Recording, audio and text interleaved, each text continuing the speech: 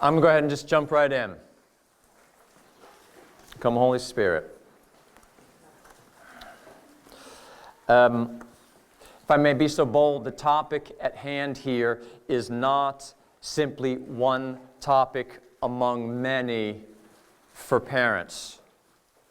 It's the epicenter of parenting.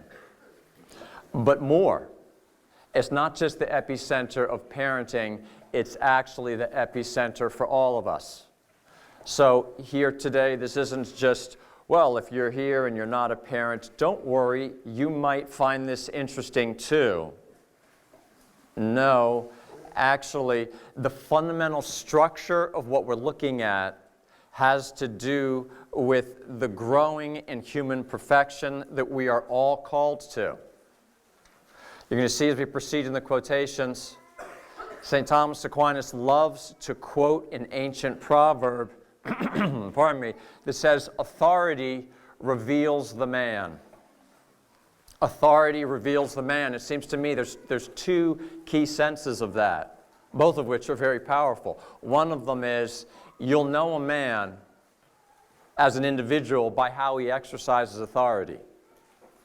So authority is absolutely going to reveal the man in that way of individuals. We will see who they are when they're put in authority. But there's another very important thing. Authority reveals man. Authority reveals what's at the heart of the human drama. In other words, the exercise of authority takes us right to the root of what it is to be human, and the drama of will we, as it were, succeed in being human or not. So this is an absolutely huge, huge topic. You don't need me to tell you that the notion of authority has come in for very rough waters. Extremely underappreciated, to say it in a gentle way. Indeed, it is the object of attack, and I'd like to suggest to you that's because authority is right at the center of God's plan for us. So this whole structure of our topic here of virtue, authority, and discipline for us and the children is looking at really the big picture of what it is to be human. And I'm so glad that Mike Brown started us by reminding us of what virtue is. Just to also go really big, I want to remind you and connect you of that in this way. Mike started by saying virtue is a way of being. Indeed, it is the way of being that we are created for. Always remember, the Greek word that's translated for virtue is the word for excellence, simply the excellent human being. In other words, the one that has, as it were, succeeded in becoming human is the one who's virtuous. But wait, we're not designed simply to be excellent by ourselves. You might say the whole point of the excellence that God has created us for is so that we might live in relationship. We need to be a certain way so that we can live together in a relationship in a certain way. So to talk about growing in virtue is not just some nice side topic, it's the challenge of life, the call of life. And then what I'm suggesting here is what we're going to look at here as regards authority and discipline. So those terms do very much focus us in on the household. But this is the way it always is with household. Household kind of reveals always the big picture. It always comes back to household. So what's going on there is revelatory of the entire structure of what it is to be human. So when it comes down to those very simple things that we'll can think about and that we will get in the weeds about, of that ever so difficult, ever so dramatic and challenging but wonderful, how do we relate to children, is itself an image, again, just simply of life. And as it were, what God's trying to do with us, on the back page of the handout, very bottom, in bold, from Hebrews 12:7. Persevere under discipline. God deals with you as with his sons. So there we have, from the letter to the Hebrews, kind of a perfect way of broadening out and giving the big picture of what we want to be focusing on right here. I think there's so much there. In one sense, St. Paul, or the author of Hebrews, can encapsulate, in a sense, all of life. Persevere under discipline. This is how God deals with his children. So this is the whole structure. God is our Father. The household and the structure of the household is what it is because it is an image of the way God treats us as his beloved children. And so everything that we look at in the household is that way because of this is the way it is in God toward us. Aren't those just astounding words? God deals with you as with his sons. Which of course opens up so much.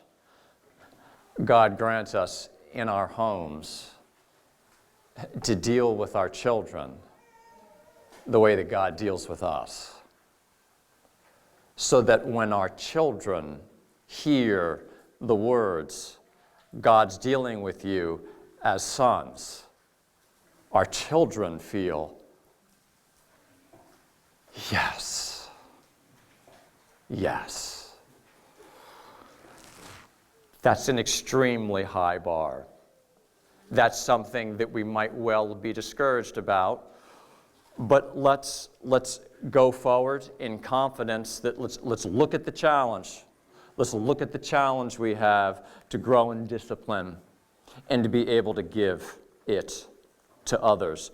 Because remember, all men are called to be fathers, and all women are called to be mothers. And so the fundamental structure, though it will vary for people in their various states of life, the fundamental truths here will be showing up for all of us. All right, so here we go. The place I'd like to begin here is the division of my presentation into three is 3 Roman numerals here on the handout. I'm just going to move you through the quotations, hold the discussion. I have as many questions about my own presentation as you will, so we got lots to talk about. First, some basic principles of human perfection. Second, the specific parental role in discipline. And then Roman number 3 on the back, pitfalls to avoid. I'm going to use some scripture here, and I spent a bit of time in some commentaries of St. Thomas on the scripture that I think that you might find as jaw-dropping as I do. So let's begin. We, as usual in philosophy, kind of start at 50,000 feet and then start to come in, narrowing in more and more, because as Mike so rightly said, the only reason to study these things is if we want to change our lives. But we're going to change our lives in view of principles. So basic principles of human perfection. These first couple are going to sound a little unusual to you, but let's jump in. God's plan is to make all things good. A great way, central to how he makes things good, says St. Thomas, is that he makes other things able to cause good like he does. St. Thomas says that's to make things really good. So how does that show up? I'm in the quotation number 1. It's a greater perfection for a thing to be good in itself and also cause the cause of goodness in others than only to be good in itself. Therefore, God so governs things that he makes some of them to be causes of others in government, as a master who not only imparts knowledge to his pupils, but gives also the faculty of teaching to others. Isn't that a great analogy? So the analogy, the greatest of teachers would be able to not just teach his students to now know, but empower them to go and teach others. This is a fundamental structure of reality where he's suggesting then God is a cause of goodness. He doesn't just want you to be good. He wants you to have the astounding privilege of being a cause of goodness in others as he's a cause of it in you. There's the fundamental principle. That's why at root, every man is called to be a father, and every woman is called to be a mother. Because to be a father and a mother is to be a cause of other people's becoming who they're called to be. That's always what fathering and mothering is. And so this already, just the structure from the start is God's going to make us able to be the cause of goodness in others. And central to that is this jaw-dropping thing called authority. What's authority? It's hard to define, but I'll throw one at you. A power to direct a person or a community to its ends through commands that are binding. Authority, a power to direct a person or community to its/their end. Their end means their flourishing. Through commands that are binding. And ladies and gentlemen, this is one of those moments where we just need to begin with, as it were, the wonder of children and recognize that there is this thing called authority at all. It is amazing. Where did this come from? Is a good question to ask, and it points in certain obvious directions. But so it's just so rejuvenating and so inspiring to see so many young parents here. As it were, you wake up one morning and your parents who have authority. It's just so astounding. What is this? What have we gotten into? We've gotten into something so much more wonderful than you ever could have made up. Who could have made up such a thing? I have a power to direct a person or community to its own end or flourishing through commands that are binding. Second quotation brings in the term virtue. This is from St. Thomas in his treatise on law. Now, the virtue of any subordinate thing consists in its being well subordinated to that by which it is regulated, or another way you could have translated that is ruled. This, ladies and gentlemen, this is classic St. Thomas Aquinas. This is, it sounds kind of dry and abstract, and it's incredibly powerful in its content. The virtue or the excellence of any subordinate, think subordinate just means something lower in the order. The virtue of any subordinate thing, but of course he's thinking especially subordinated to authority, right? The virtue of any subordinate thing consists in its being well subordinated to that by which it is ruled. So already, the richness, there's always more to study. Mike Brown told us so much about virtue, but there's so many more angles to this gem that we just haven't seen yet. Part of what it means to be virtuous is that we are well subordinated to an authority that is ordering this situation. Consider how the main virtue that he talked to us about so briefly was justice, where there's much that is due. We owe to others. Well, what do we owe? Those things are fundamentally determined by an order of authority that we are under. Of course, most of all, God's authority. So the virtues are all going to be ways of being well ruled, well subordinated, well in our place. I go on and he gives this neat example.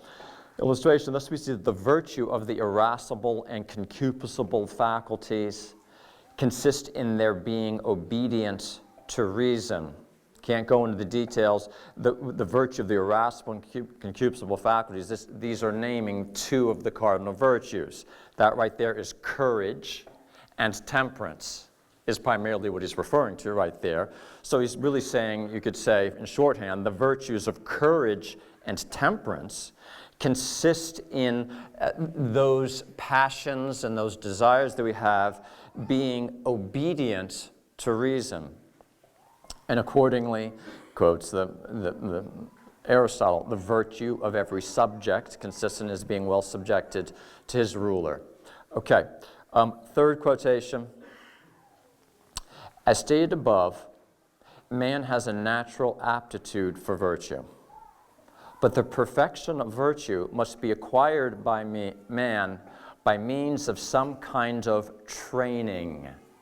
Training right there is translating the Latin word disciplina, which also then could be translated as discipline. So we're going to get a real sense here now of how the notion of discipline is going to fit in with the whole realm of becoming virtuous. And indeed, right here, the cool thing about the broad, rich sense of discipline, and that's one of the biggest things I'm going to push you on in this lecture here is, especially in English, when we hear the word discipline, we tend to think of something very narrow. And there's a reason for that, and that narrow thing has something very much to do with the bigger thing.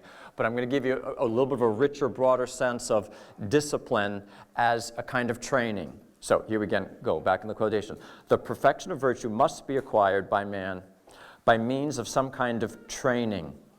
Now it's difficult to see how man could suffice for himself in the matter of this training. Remember how Mike said one of the key things is you're going to need help.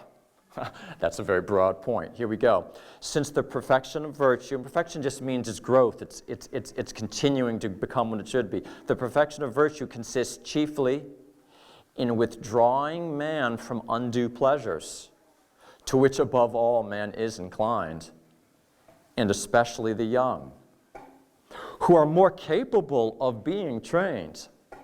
Consequently, a man needs to receive this training, discipline, from another, whereby to arrive at the perfection of virtue. So the quick thing here that I just want to note, it goes back to our general principle we start at in quotation 1. In God's great providence, He designed human nature, human persons, to come to virtue through a very organic process. An organic process that is going to demand a very specific kind of input from others. And again, here it is. If there's nothing else that we see today and begin to appreciate more, this astounding gift of the plan. Right now, just look at it through the primordial angle of the parents. Oh my goodness. This is, remember, nothing's ever accidental. It's highly planned as this reflection of all that God is and that He wants. So human beings come to virtue by discipline. In a sense, there's the point of the day. Human beings come to virtue, which is meaning they come to be themselves, the great creatures they're designed to be, especially through discipline, which discipline is going to come about in its primordial form in household by parents.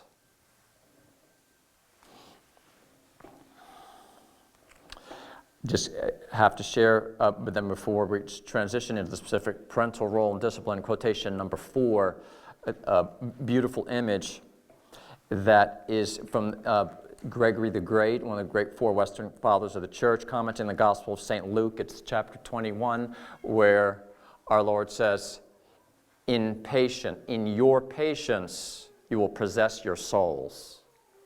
This is Gregory the Great. By patience, then, we possess our souls, because when we are said to govern ourselves, we begin to possess the very thing which we are. You can linger over that clause for a long time. Because when we are said to govern ourselves, we begin to possess the very thing which we are. For what is it to possess your souls but to live perfectly in all things, and sitting it upon the citadel of virtue, to hold in subjection every motion of the mind? So he's going big there with in patience, you're going to possess your souls. Immediately he invokes, this is virtue, this is self-governance. So you see the continual kind of rich interplay of our themes. Okay, we're in the second part now. Specific parental role in discipline. Each of my quotations here is going to kind of bring out a different feature of the specifically parental role in instilling discipline. And here I want you to be thinking of discipline fundamentally means right order in the soul unto virtue. So big takeaway. Think in terms of disciplining children as moving them towards virtue. Disciplining children is helping them put order into their soul in such a way that they become virtuous. Let's look at the specific setup here of a few features of parental discipline. That first of all, their authority and their ruling is always for the sake of the children. It's such a simple point, but we must begin with it. And again, Mike said it so simply. In a sense, it's so obvious. They need to know, they need to feel that our entire disposition towards them is about them. There's such a richness.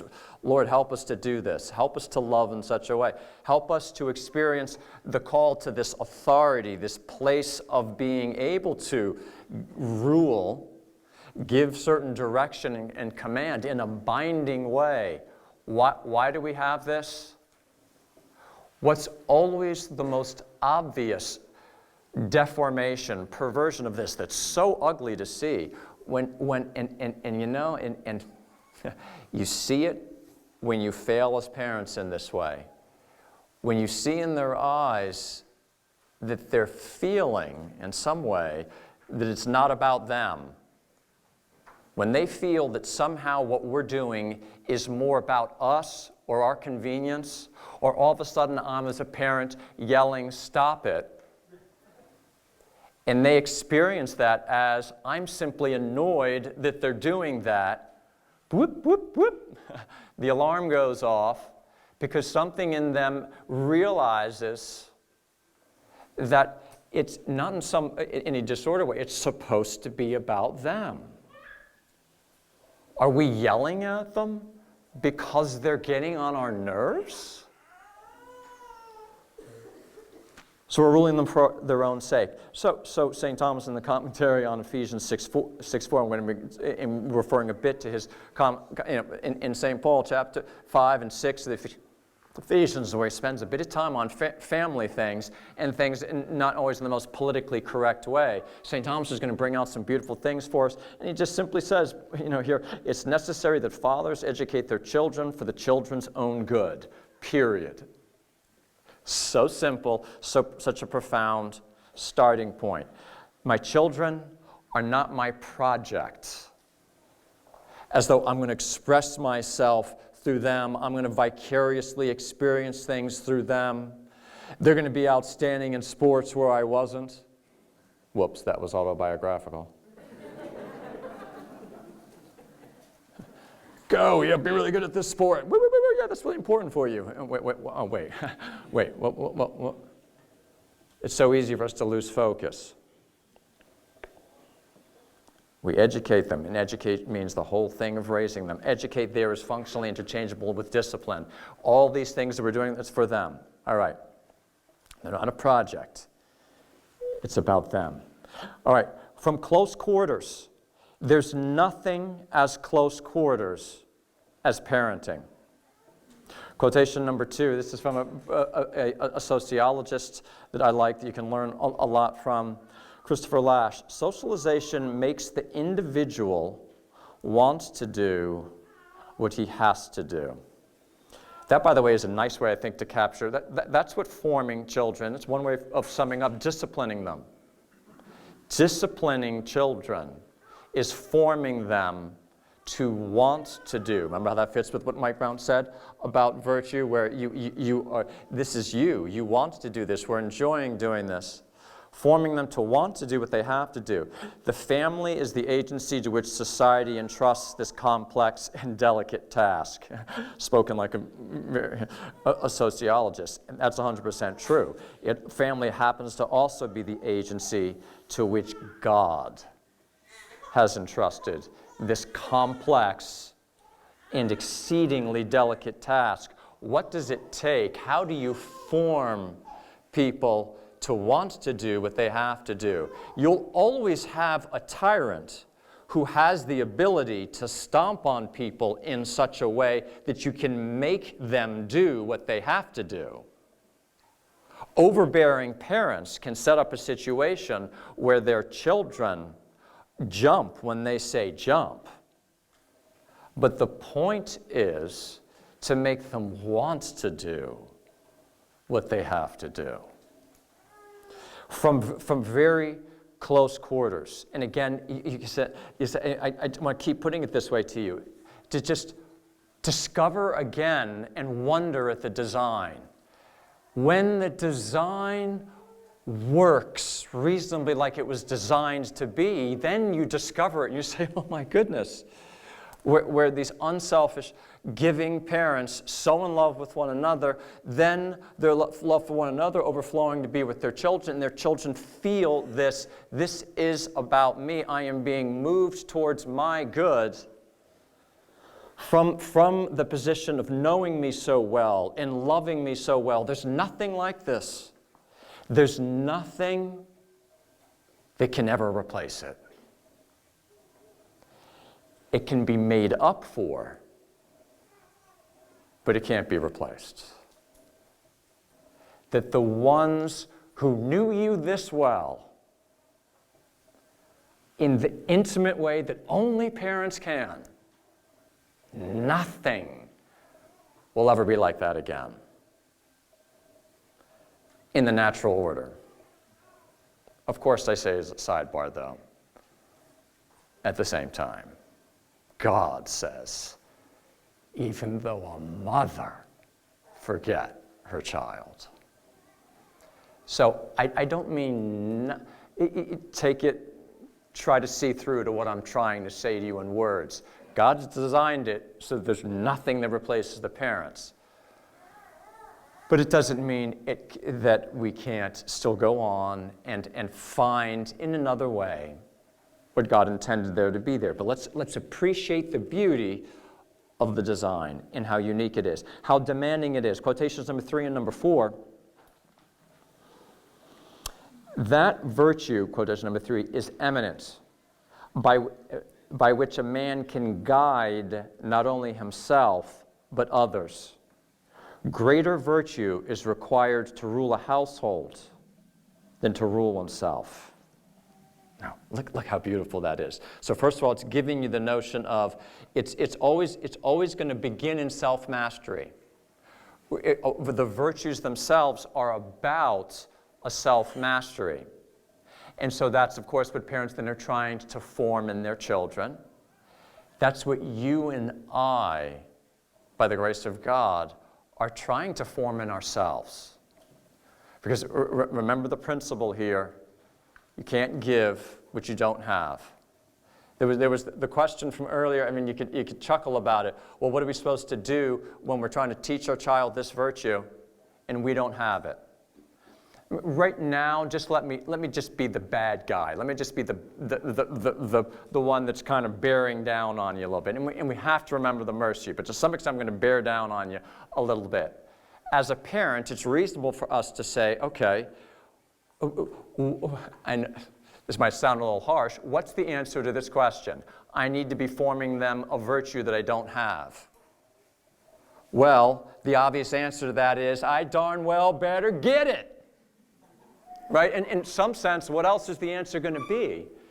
If we're supposed to have it, now, in the concrete, we can come back to this later, there are those very tender, delicate, beautiful moments where you're even sharing in some sense with a child, depending on age appropriate, this is something Daddy's struggling with.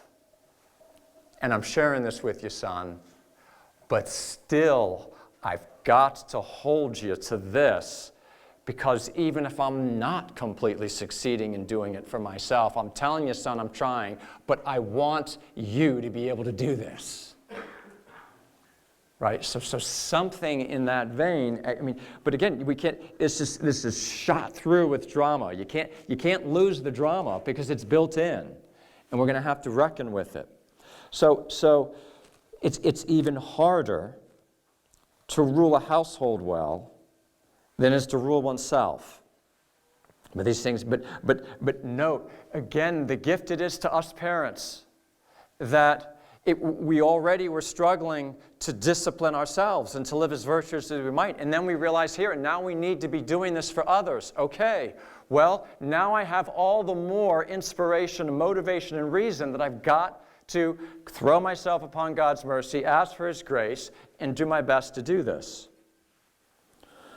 Fourth quotation, authority shows the man. For many who seemed virtuous while they were in a lowly state fall from virtue when they reach the pinnacle of power. Authority shows the man. It's going to be that challenging. Parental role now, I go on into the fifth quotation, is especially characterized by admonition. Very key word here today for you.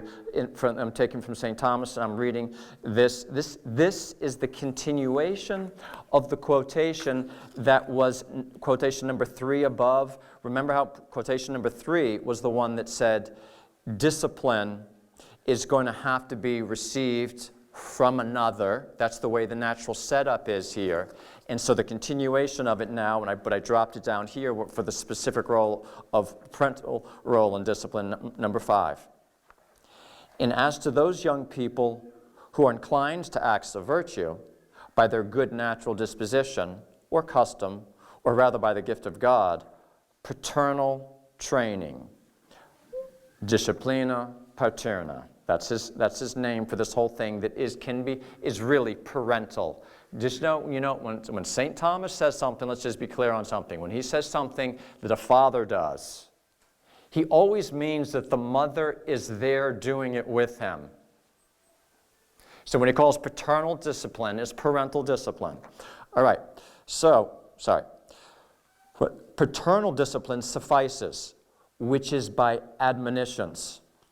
But since some are found to be depraved and prone to vice and not easily amenable to words, it was necessary for such to be restrained from evil by force and fear, in order that at least they might desist from evildoing and leave others in peace, and that they themselves, by being habituated in this way, might be brought to do willingly what hitherto they did from fear, and thus become virtuous.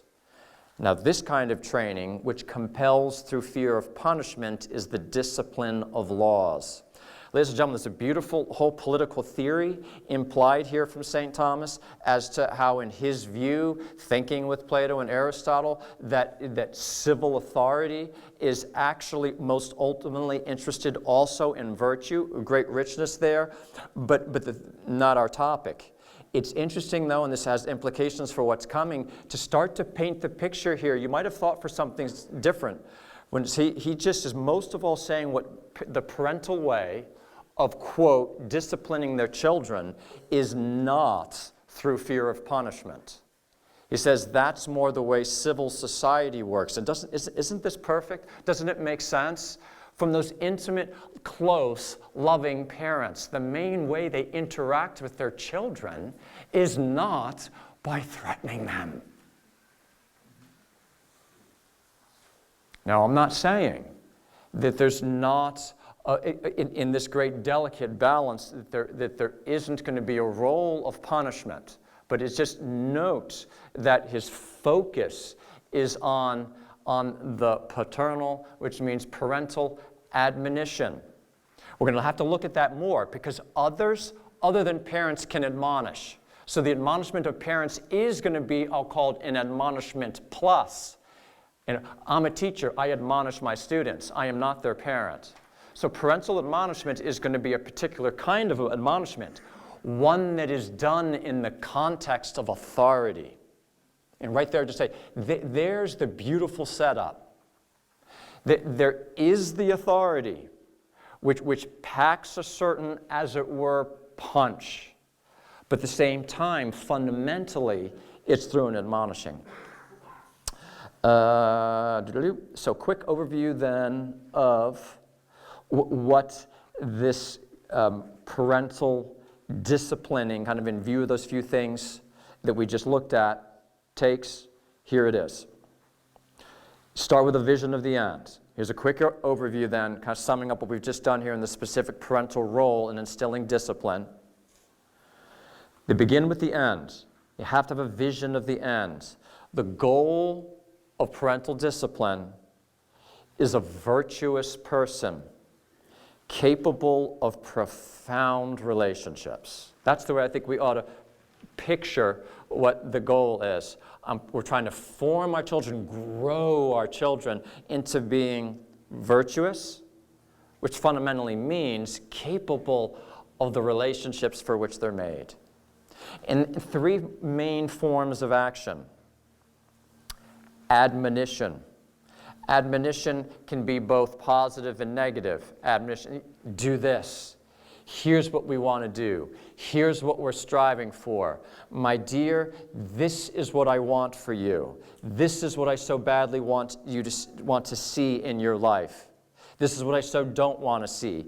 Admonition is the central form, according to St. Thomas, of how we are disciplining our children. But it's undergirded by certain demands, both positive and negative. We'll get into this more later, particularly this afternoon, but right now just say maybe a small number of clear, well-considered demands in the form of rules.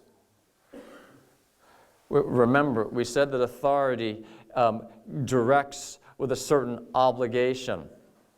Well, there are going to be rules, right? That's something different from, that's added to the admonishment. St. Thomas was certainly taking that for granted. We don't make laws, but we do make rules. Not multiplying them unnecessary, but admonition in the lead, undergirded by and supported by rules. And then sometimes with punishment as appropriate. And that's going to be one of the hardest things, and we'll talk about that more when we dig into it later. But I'm going to read you quotation number 6. Besides this, here's St. Thomas talking about raising of children. Instruction requires a long time. And even then, on account of the assaults of the passions whereby the judgment of prudence is perverted, they need not only instruction, but correction. Consequently, a short space of time, such as suffices for birds, meaning the raising of birds, is not sufficient for the education of the offspring and the human species, and a great part of life is required for this purpose. Isn't that, I just say, sidebar, a great part of life. Some of you in the room are blessed to be in the position I'm in of starting to transition from just being a parent to also being a grandparent. Grandparenting is a form of parenting.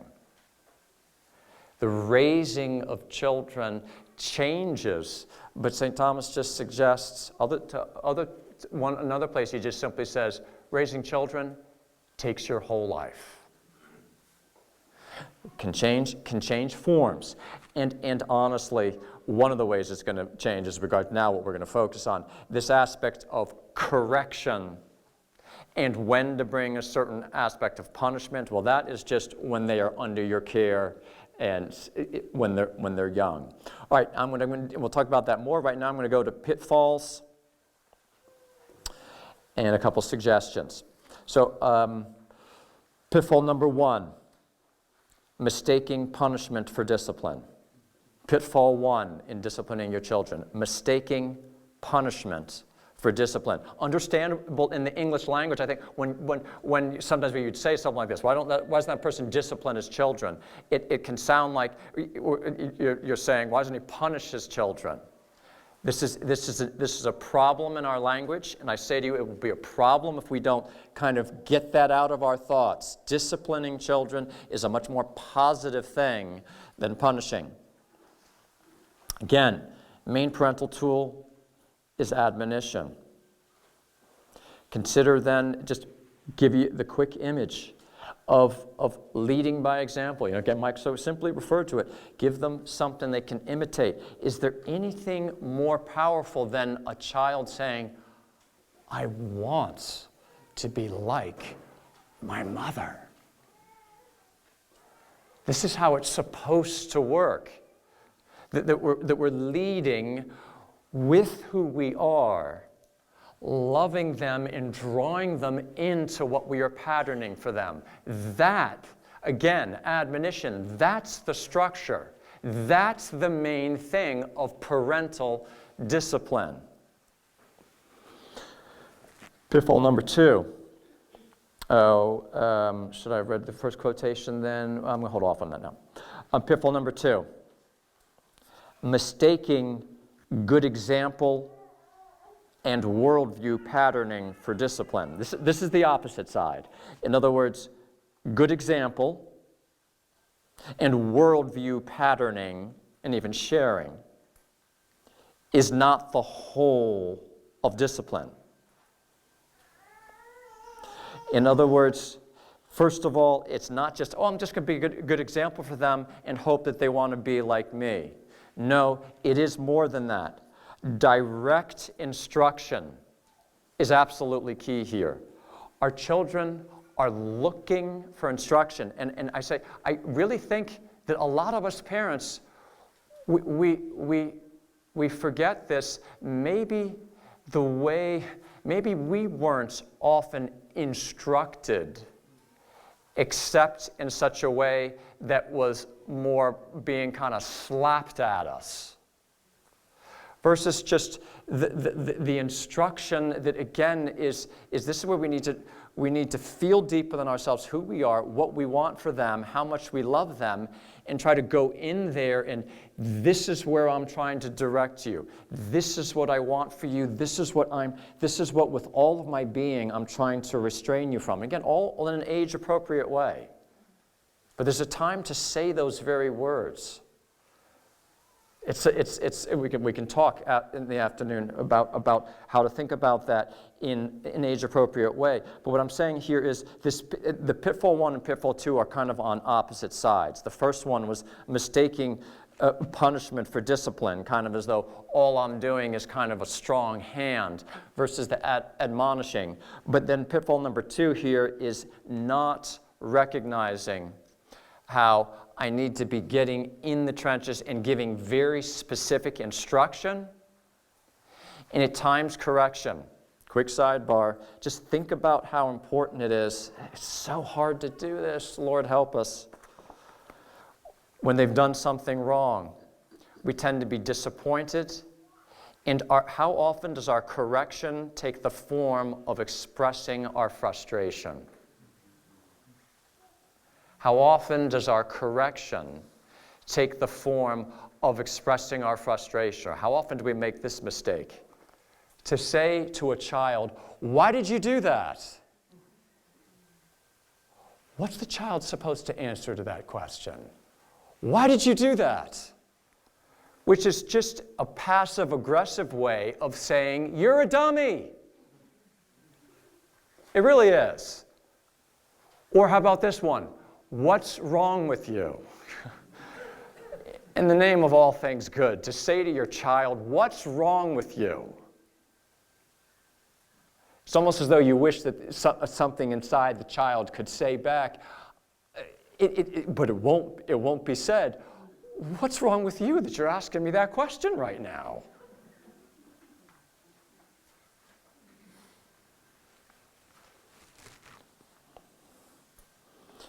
To find the way of lovingly giving direction and correction.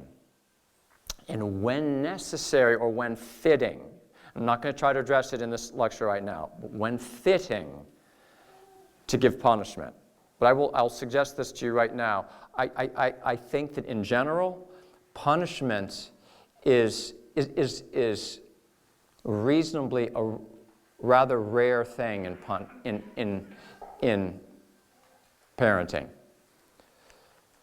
You can correct without punishing. Don't conflate those two things. So let me just say this. There's important ways to convey to a child, you should not have done that, and I need you to understand that you should not do that. That does not require that the child be punished right now.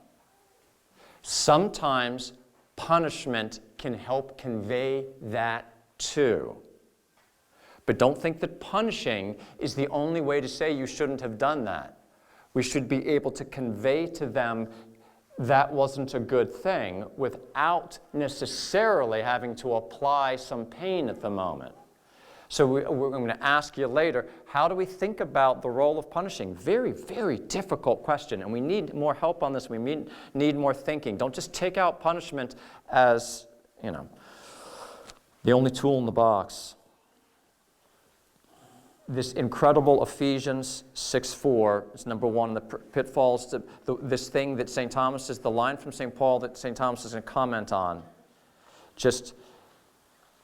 And you, fathers, again, which means he's talking to mothers too.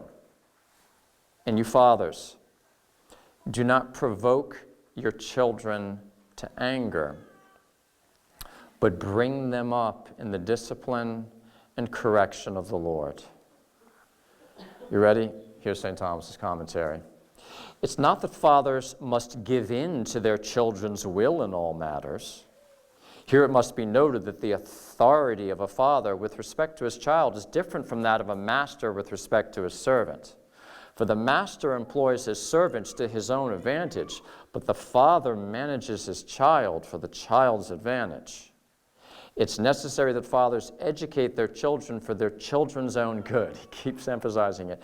Not, however, by excessively restricting or subjecting them. Fathers, provoke not your children to indignation, lest they be discouraged. That's the parallel text in Colossians. This one was, do not provoke your children to anger. This one is, in Colossians, he refers to, fathers, provoke not your children to indignation, lest they be discouraged. St. Thomas goes on, because such provocation does not inspire them to good. How then, St. Thomas goes on, should they? How should parents discipline? St. Paul adds, but bring them up in the discipline, St. Thomas adds, of spankings and the correction of words. That is, correct and educate them that they might serve the Lord. But he goes on, or, here's another way of reading it. It says, or in the discipline, not meaning spanking. It says, in the discipline may designate that they should encourage them to do good, and correction to restrain them from evils. So right there, he raises, there is a place, there absolutely is a place in his mind. I'm going to talk about it more for what he's calling spankings. But it's obviously not his focus. Check this out. Another thing I want you to know, when it says here, lest they be discouraged. You know what the Latin for discouraged there that's being translated is pusillánimes, lest they become small-souled. So I'd like to wrap up by giving you this image. the discouraged child. What will discourage our children? I present for consideration, it can come from either side. That a child will be discouraged if they're overly controlled, if they are ruled out of fear. They'll also be discouraged if they don't receive the loving, proximate direction and correction they so crave. So parents, don't discourage your children. In other words, we've got to get it right. We've got to be kind of right down the middle of out of love, that masterpiece of not ruling out of fear, but being very hands-on, being very directive, being very corrective in the right kind of way. In the end, it's about relationship, relationship, relationship. What in the end, I suggest in closing, will our children have been most grateful for? This so struck me. What's the one thing, most of all, I think you can say that by God's design they need from us? It's precisely this thing we've just called discipline. To the extent that we keep trying and we keep making efforts to do that, that is precisely, even though we don't do it perfectly, as Mike said rightly earlier, children are ready to forgive if they see where our heart is. This will be the basis of the relationship we so badly want with our children, that we discipline them, that in love we accept our authority as a way of serving them, and we spend our days trying to discern how to do that better. Thank you for your attention.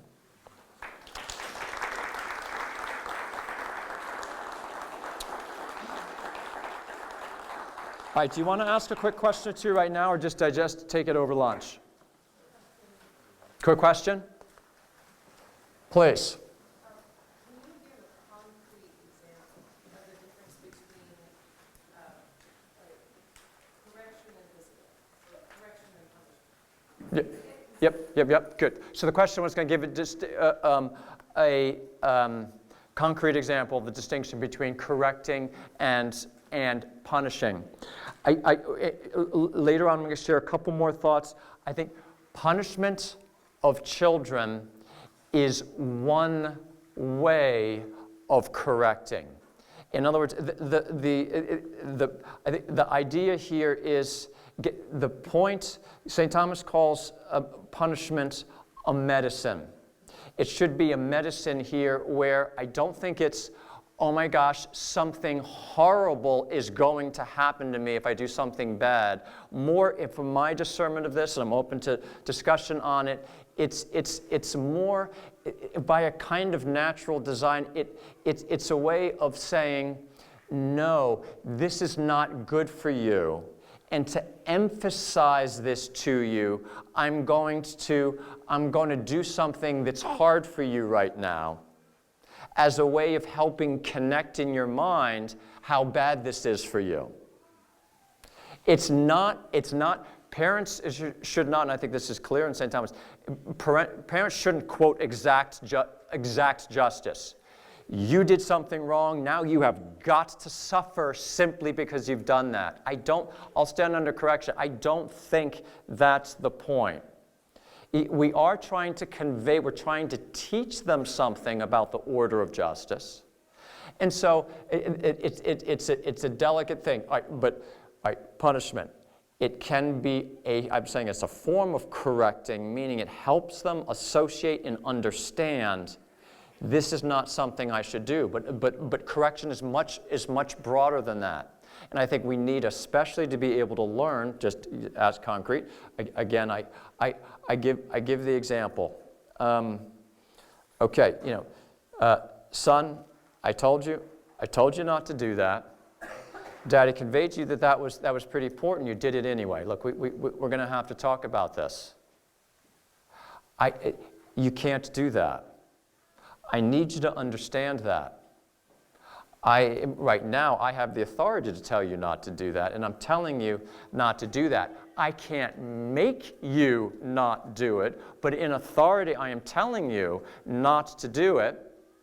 And that means if they do it, they're being disobedient. This does not necessarily have to be followed up with a punishment, but right now we're going to the correction. I think right there, explaining, this is why I told you not to do it, and I'm going to say this again, and I really need you to tune in with me. This is a funny thing. Does it have to be that I think when we forget the other tools in our toolbox, we tend to just think, well, my goodness, well then if he does it again, I guess that's where I whip him. There's a point for punishment. But I'm answering right now your question. And I think, have I answered your question? A correction, I'm trying to act out a corrective that is just explaining that's not acceptable, period. Follow up? Do you want to follow up, Jen, or is that good? Okay. John, the catering staff is wondering if you could take a few more questions. The catering staff just got its wish. All right. So, Addie, please.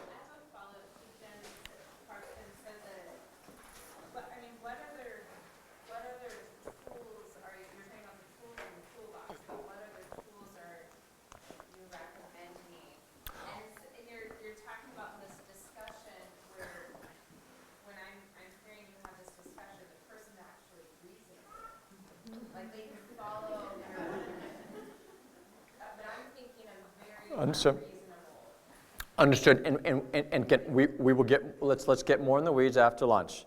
But you want to talk about a 4-year-old? Fine. Let's talk about a 4-year-old. We're going to get more into it. I think that very often, 2-year-olds. That's a different thing.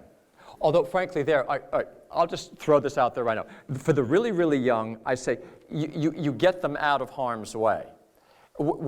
I absolutely myself do not believe in this. Like taking a 2-year-old, having him by the fire, and say, like, I told you not to do that. Nope, you did it. Now I'm going to spank you. No, just take them away from the fire. And I mean, it seems to me that's my role as a parent, is to not put a 2-year-old in the proximity of fire. Besides, in that example, the fire will teach them also, possibly. I think punishment can have its place, but it's not. I think it's overrated. Again, I'm not saying I don't think, but just the very young, move them out of harm's way. Once you're in 4 and 5, you can absolutely be communicating with them and conveying them to certain things, and then they do something wrong again. I mean, then this is what was once pointed out to me. Again, we'll talk about it more after lunch, but I'll put it to you this way. I asked a psychologist on this. I said, but I told the child, not to go down the stairs. And he's going to do it again. Don't I have to inflict pain right now to prevent him from doing that? He said, no, you don't have to inflict pain. You can stand between him and the downstairs, or you put up a gate. There are ways of directing them by. I mean, we are also stronger. No, you may not do that. I'm going to pick you up, and I'm not going to let you do that. That's another way that authority can act. Not letting them do something, you use your power to stop them. We're always very careful in overpowering them, but that's something else. That's another tool in the toolbox. You don't have to have set it up so that you. Again, I know there's people out there who say, when they disobey you, just spank them harder. I haven't seen that work myself. Part of this is. When we get into the trenches, just let me say this. Today is not about, do you spank, do you not? Exactly. I know those are the concrete questions. The thing that I hope is golden is the principles. Remember what we're after. And then it's going to be, and then we're going to have to work together and speak to one another from experience and shared, and Sophia and I will share some things this afternoon of what we found worked and what didn't work, and there's not absolutes there. I say right now, I'm absolutely convinced that spanking is not against the natural law, and it can be done well. But I will say this, Sophia and I at a certain point decided that we're not going to do that anymore because we found it never worked. And why would I keep spanking my children if it's not helping? So in any case, for me, we stopped. Can I actually add to that? It's not that it never works. The question is, what are you trying to achieve? Are you trying to get your child to stop doing it? Because it does work in that regard. But what we found is that had other consequences that were not desirable. We had a child who wouldn't say, I'm sorry. We had a child who would keep doing it. Those were psychological and emotional effects that were different from whether or not the action was stopped. So it did work, but it started having other effects that we felt was not part of what was healthy for our child's psychological and emotional growth. So thank you, dear. More on that later. To answer your question directly, what other things? I hope I've given a few other examples other than punishing. Any other questions at the moment? Richard.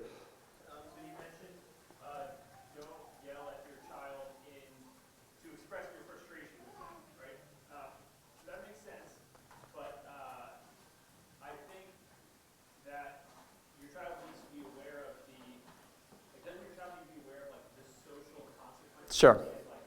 That is good for a child to know that what they do affects other people because they live in a relationship. And then I think further, along the same question, if you are well ordered, or to the extent that you're well ordered, can't you almost use your frustration as a gauge for whether or not they're acting appropriately? Very important question. I'm going to repeat it I had said something to the effect of don't just express your frustration to the child. And the question is, well, but can't it be helpful that in giving the child a social awareness to experience your frustration? Is that a fair restatement? Great question. I'm going to put it to you this way. How about this? I think it's fine for them to see that you are frustrated. It's fine for you to be frustrated. Don't act from your frustration. That's the point. When they feel that the correction is coming from your frustration, this is a I will reassert you. I think that is a failure on my part. There's nothing wrong that I'm frustrated. There's nothing wrong that they see that I'm frustrated. Right, so let me try to act it out. I mean, a little bit like a sense of oh my goodness, son, you what? Whoa. You don't do that. Okay, but watch. First of all, he's going to see me hopefully working on having a certain control of my own passions. And that his, dumbheadedness caused this in me, I think is going to be part of his social gauging, right? I mean, it's like that I'm son. Whoa, no. Okay, all right, all right, son. What is really important right here is, so you see, I'm not acting from my frustration, and when I engage him in that way, he knows that I'm not saying this to him because I want to bend his actions in such a way as to stop frustrating me. And indeed, this is where action follows upon being. You can't give what you don't have. I understand. This is where someone might raise his hand and say, what if I am just fundamentally really frustrated and that's like the main thing in my mind right now? Okay, understandable. It shouldn't be, because when we have the discipline in ourselves that we should, the right order in ourselves, that my immediate response, God grant that we become more this way, that we become more virtuous. My immediate response, it almost will sound funny in my saying it, but when my children really misbehave, and this is the way God is toward us, It's kind of like, oh, no, this isn't you. That's what they should experience from us. And that's why, and that's going to help us reach for the right things in our toolbox. That's why it can be so damaging. It's so damaging if we're just too quick to punish. And we all know this. You all know what I'm about to say. And I found it happening in myself, and that's one where I realized I had to change it, was then in kind of anger / upsetness / embarrassment from that my child is the one misbehaving in mass. I'm going to stop this right now. Right? Because I'm a professor at Christendom College, and my children don't cry in any kind of bad, disobedient way in church. So we're just going to make sure that stops happening right here, baby. Right? And children know. And that was my problem. Because I wasn't thinking of them and acting from it. So frustration is about me. I can have it, but I don't act from it. But you're right, I want them engaged. Did I answer your question? How's the staff feeling about my question and answer period right now? The staff is feeling like you've been sufficiently long-winded. And Woo! so can I just give a little bit of instruction? Yeah, baby. All right, so to be continued. Thank you for that question. And here, let me just hand this to you, baby.